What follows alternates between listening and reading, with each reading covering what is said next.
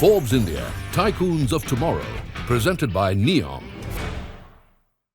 You're an actor, an entrepreneur, an investor, a brand ambassador, occasional singer, and soon mom to be.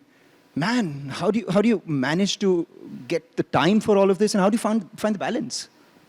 Who's saying I'm balanced? I don't know. I think everything that you do with love just sort of takes away all the focus from what's not working to what's working. And it keeps you driven, it keeps you focused, and it keeps you satiated, which is, I think, the main purpose, right, in life. Like you come on earth and, okay, now you have to live this life. So what do?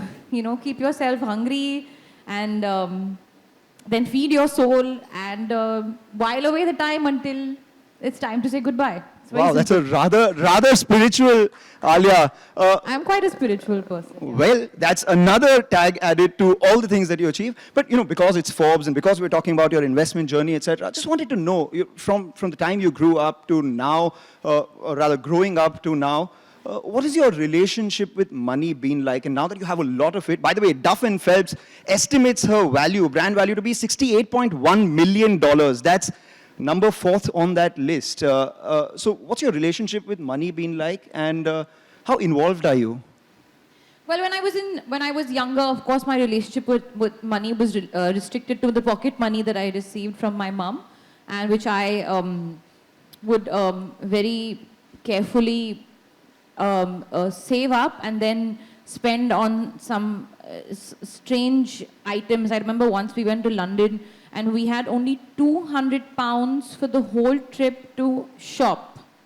And I went and I spent 170 pounds in the first outing, because it was the first time I was going into such a large sort of shopping space with like so many brands. So I had no understanding of it.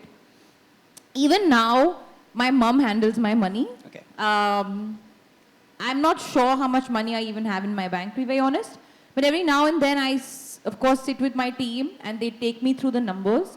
And I have a certain idea and a certain sense. But I know that my mother right now is handling my money very well. So my relationship with the money is to make it and then have my mother handle it. How close is it to the Duff & Phelps number, $68 million? I don't kiss and tell. I don't earn and sleep. No, just kidding. So when you meet your team, what is the brief that you give to them with regards to the financial decisions that they make for you? You mean with regards to my investments? Yes. So I do not invest in businesses or stories that I don't understand. I think for me, the idea of investment is investing in a story, investing in a person, investing in a vision, something that I connect with, something that makes sense to me. Let's take Pool, for example. Yeah. They're contributing to reducing waste in the country and also giving 100 women jobs on a daily basis. So I love that story. Investing in Nykaa, of course, was a no-brainer, but it was the story about it being founded by a woman. The fact that India is now at that global platform doing what we do best, competing with the world at its best. So it's, for me, the story and the vision that I connect with, that I understand. That's where my investments lie. And I have to ask you this. What came first, the idea of a children's wear brand or the name Edamama? Because it's the cutest name I've heard in my life. So actually, the way Edamama happened was a byproduct of, actually, we were having a conversation of me starting out a clothing line of my own. Mm-hmm. And I was really thinking about it, and I was like, listen, I am not sure whether people really care about, like, they'll come and watch my movies, but just because I'm starting a clothing line doesn't mean they're going to come and buy it.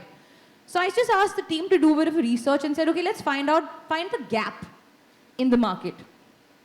And turns out there was a genuine gap for a strong, homegrown Indian kids wear clothing brand. And then I was okay, fine, why don't we explore that? Of course, I had no idea about how much of a gap it was, but when the process began of researching and developing and putting that together, it was an eye-opener. And then came the brand name Edamama. And it's an interesting story because my cat's name is Edward. Okay. And I was like, okay, I'm his mama, so Edamama. And at the end of the day, mothers are the ones that shop for their babies most of the time. Fathers do as well, I'm sure. But so it was like Ed a mama, I'm Ed's mama. And I was also working on like a children's storybook at that time of this young girl and her dog who go on these adventures. It was my way of sort of, nurturing a love in children for nature. Because that's something that I feel very passionate about, our environment, the awareness that we should have as people living on this planet, and a responsibility that we should bring to the table. And the best way to kind of cultivate that for the future is to instill those habits and that interest in a child. So it started off with a storytelling book, and then I just kind of merged that idea with the kids wear brand, and then came Edamama. You said that mothers are the ones who usually shop the most for their children. Is that going to be the case later as well? Well, actually, that was the wrong thing for me to say because it's also kind of sexist. Because I think fathers shop as well. Even in my case, I've done a bit of shopping, and so has my husband.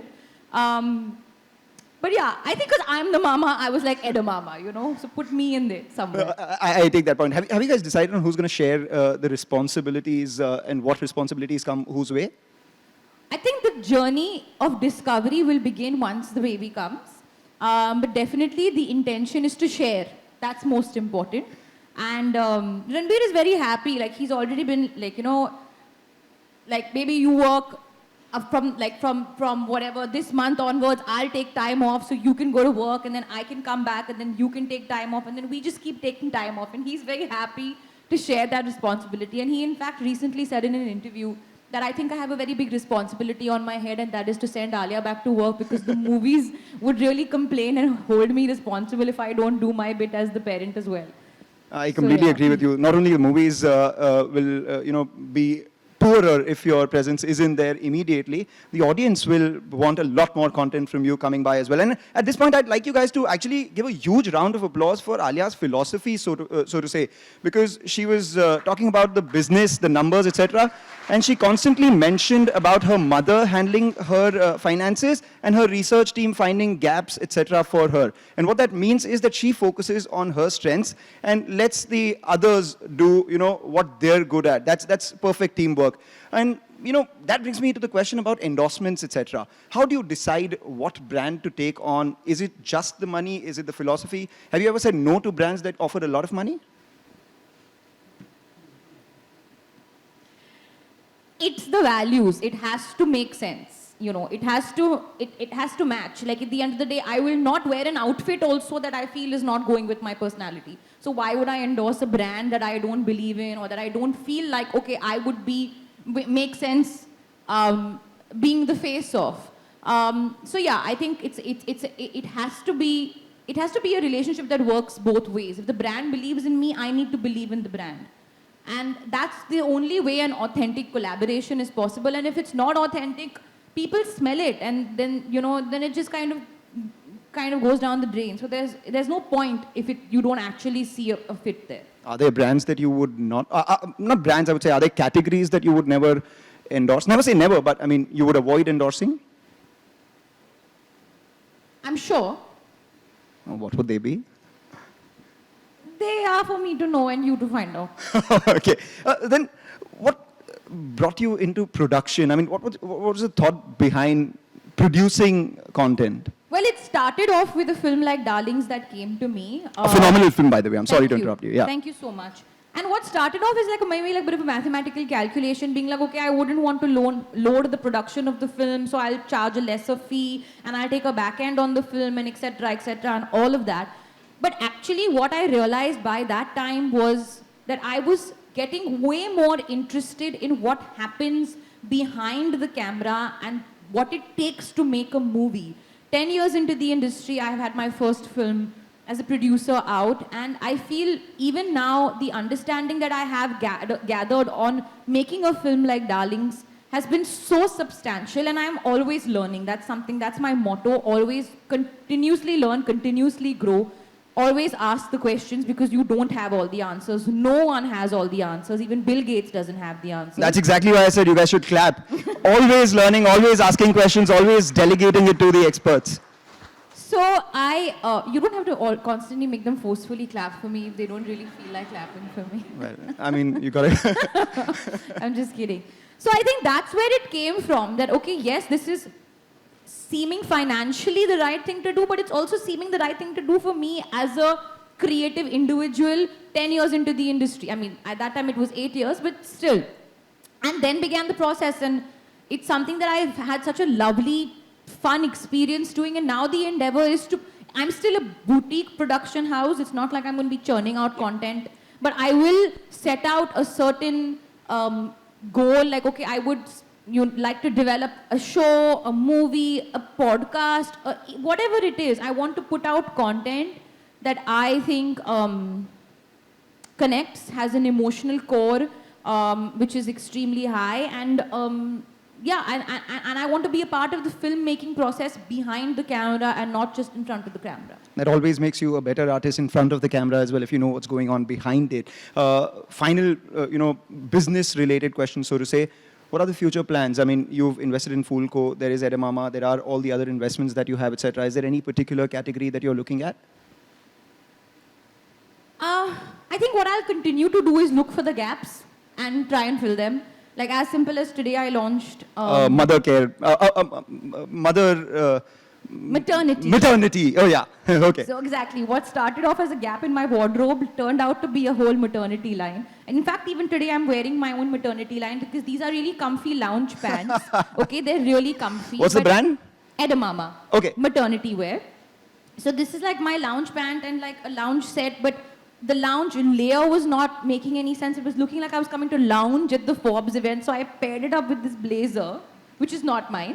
Okay. But basically, that's what I discovered, is that the maternity wear, which I was seeing, was just all, it had a certain style, which was just like screaming maternity. I was like, okay, I want to bring my own style into it, which is what I did. So that has been one of the exciting things. Just out of curiosity, have you dabbled in sneaker investing? Because I see Aman out here, he's wearing Travis Fragment lows. I've pulled out my heats for you. I think that's something my husband will be very good at. I don't understand sneakers. How many pairs does he have? I think about 50. That's it? Or maybe 150, I'm not sure. I try not to look at his shoe wardrobe. It gives me anxiety. I know that. So, final questions, a set of questions. We call it the quick fire questions because it is the season. And no, I'm not going to ask you to rate actors in order of preference, etc., whatever. A financial decision that you're extremely proud of. Edamama. It's my own money. Your biggest loss-making financial decision. Excuse me? My biggest loss-making financial Or your worst financial decision, let's put it that way. Can I say no such thing for now? Wow, that's 100% success rate. And a financial mistake you would advise people entering, the field of acting or your profession, you would ask them to avoid, something that you learned much earlier. Don't undervalue yourself, but also don't overvalue yourself. Between Ranbir and you, who saves more money? Both of us are very good. We're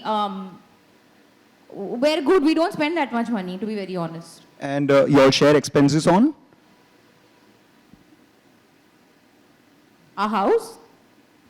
And the final question, this one is basically my own, which is from the 4 films of yours, which I love the music of, among all the others, there is Mahi Way from Highway, there is Main Tainu Samjhawa, there is Bolna from Kapoor and Sons, and there is Kesariya. Which is the one which you're going to sing today? Do I have to sing? It's a Forbes event, come on. Okay, I'll sing Kesariya since that just is the film that just released. All right. And it's still in the theaters. Yes.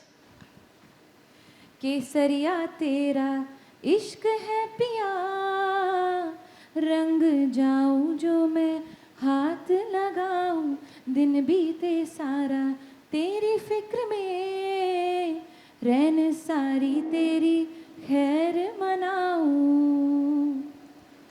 That, ladies and gentlemen, was Alia Bhatt. Thank you so much.